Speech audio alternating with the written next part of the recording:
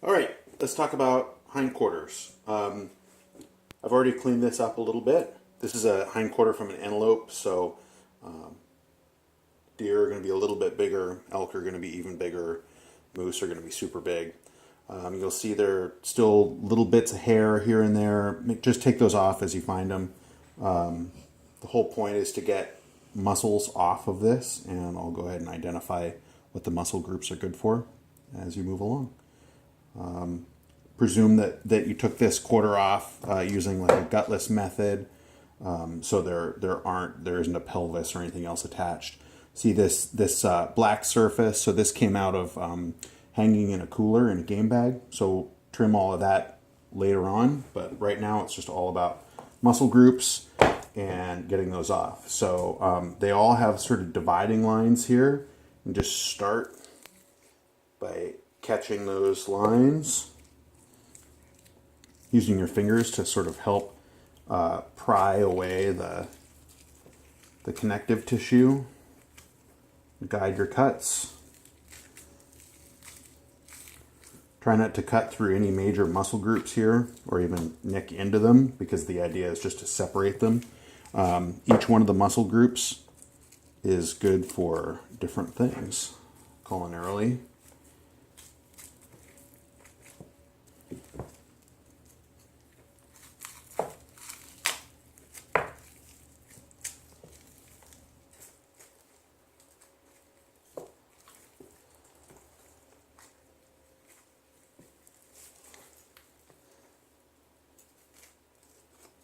Okay, so first one to come off, when I do this at least, it's called the bottom round.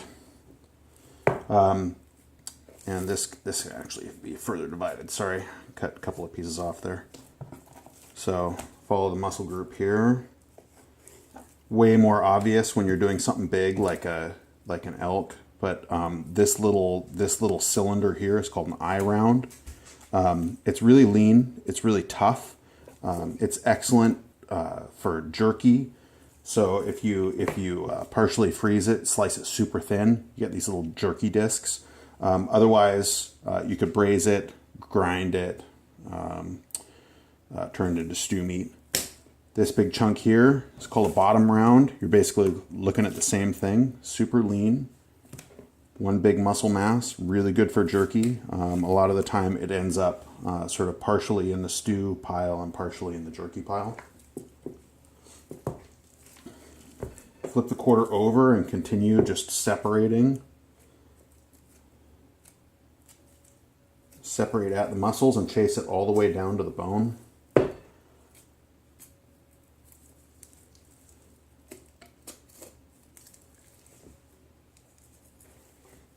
just running my knife right along the bone there. It's a nice dividing line right there.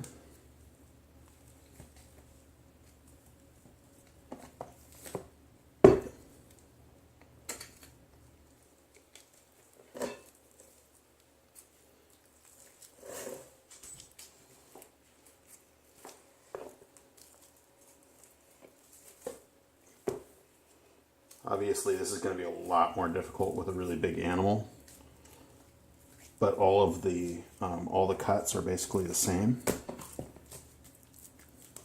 Ooh, that big chunk there from the backside is the top round.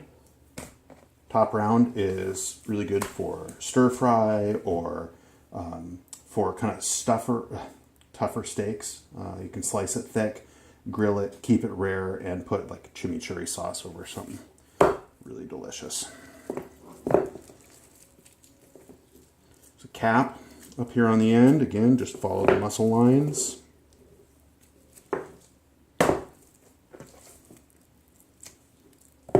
Take this off. This is called the sirloin butt.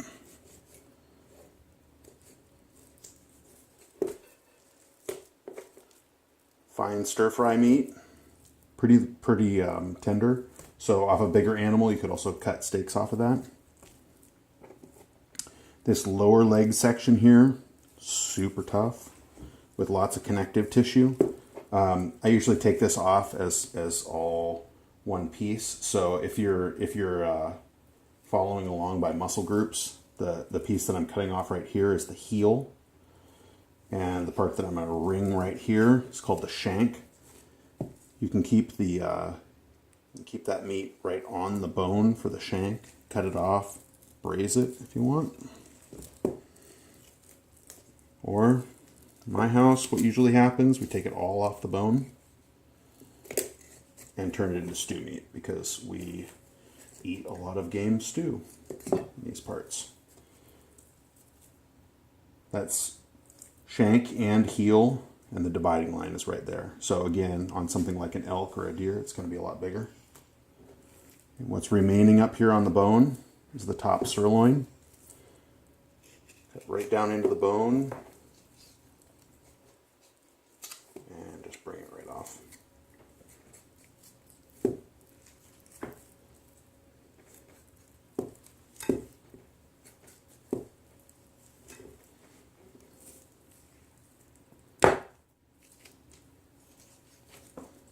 See, I'm leaving just a little bit of meat on the bone.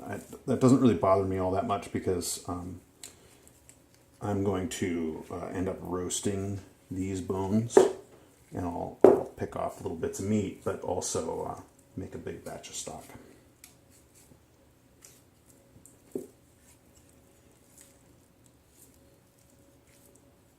Okay, there's the bone. Probably cut that apart there and put it right onto the stock roasting pan, and that pretty simple. Just get in there and cut the soft stuff. There's some ligaments in there that you need to separate with a knife. Those go straight to the stock pan. And there's your top sirloin. And go through, trim all of this up, take any little bits of hair or anything else that you find on there. Top sirloin, of course, really nice steaks, cut it across the grain. I use the ends for stir fry meat. So just a quick review, you've got the top round, good chimichurri steak stuff, good stir fry. You've got sirloin butt, super tender, good stir fry, good steaks off of a bigger animal. You've got the heel. There's the heel and the shank, super tough. There's lots of connective tissue in there.